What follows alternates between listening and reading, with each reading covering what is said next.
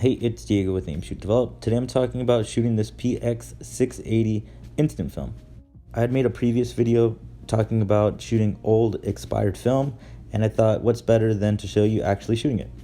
As you can see, it's a ASA 680 film, which is pretty crazy. I think modern Polaroid Originals film is 640, which is pretty cool. You can see here it expired in 2013. Impossible Project had recommended for the film to be as fresh as possible. You have about a year. So you can see that they're clearly both out of date.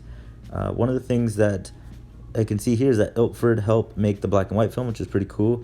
But the black and white film itself actually had no results. The film chemical pods had dried out. So a lot of the footage, pretty much you're going to see the 8 exposures that I take are going to be here with this PX color film for 600.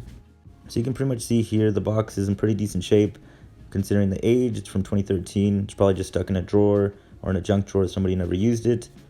You can see that they did have little messages and branding. There's a QR code up top on the dark slide. They've been doing that since the early days of Impossible Project. The film tabs are a ton different. They don't tell you what film type it is. It just has a color, which is pretty cool.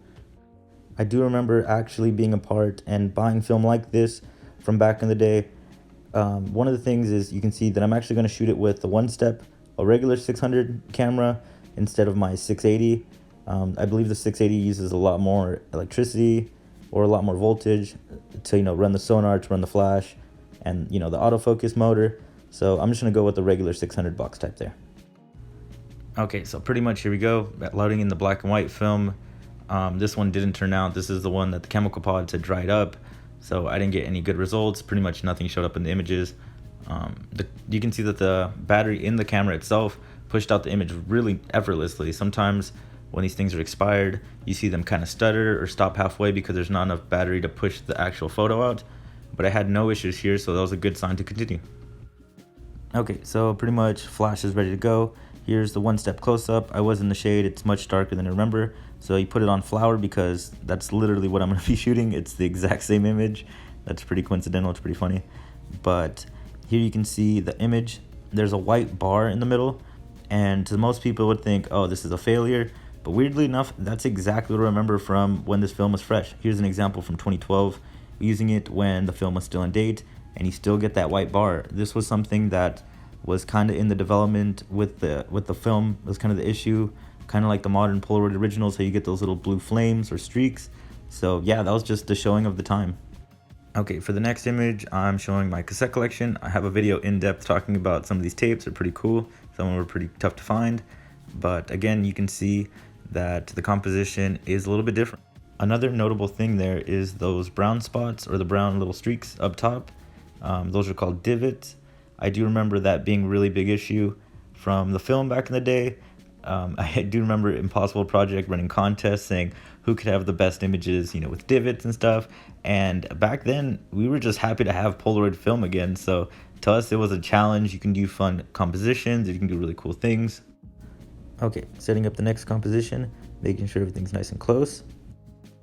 Here is another thing that I actually used to use as well, is the Impossible Project app. They do have a scanner. I don't know if people are aware of this, but they do have a scanner where you can just set up the little bars as you want them. It does a really good job of showing the film. Obviously, it doesn't compare to a flatbed scanner or professional scans or anything of that nature, but it does a really good job of getting it on the fly. And so that's how I do some of the images. It doesn't do Instax Mini or any kind of other Instax film, but it does the one job really well. So something to check out if you don't know about this, just a little tidbit, some tips. Overall, I'm actually very pleased with this composition. The flowers are a little bit darker. You can see the image on the right there, and that little streak kind of just differentiates the two. Something pretty cool. Once you learn the compositions a few photos in, you can actually use it to your favor. I know a ton of people who like having the divots, who like having the little distortions or different, extra parts of the film that, you can't get with perfect film. So those impurities or other things are really fun and cool for them. So instead of seeing it so much as, like a defect, I see it more as a challenge as a photographer to get compositions that fit the canvas a little bit better. So very cool. It's really easy to explain that to a photographer or someone who shoots instant film, but to someone who doesn't shoot instant film, you pretty much end up on people's Snapchats with images like this, where you're getting roasted for the images being not as up to par as what they thought it'd be. So just something to keep in mind if you end up shooting film like this. Okay, just some final thoughts here, wrapping it up. Pretty much you can get, with expired film, anything from nothing to a complete image depending on how far it's expired or when the film was actually produced.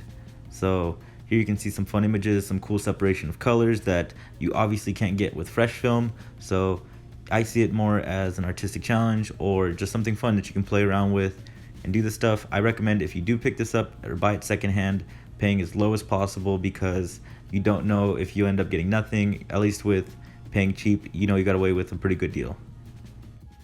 Tell me what you think in the comments, what you feel about expired film. I definitely like it, but you could have your opinions as well. Leave them down below. If you like this video, make sure to like and subscribe. I have tons of videos, as you can see there, talking about instant film, film cameras, and applications that mimic film cameras. If you don't follow my Instagram already, check it out. It's by the same name as the YouTube channel, Aim, Shoot, Develop. I post tons of content, and yeah, that's pretty much it. Keep shooting film. Take care. Peace.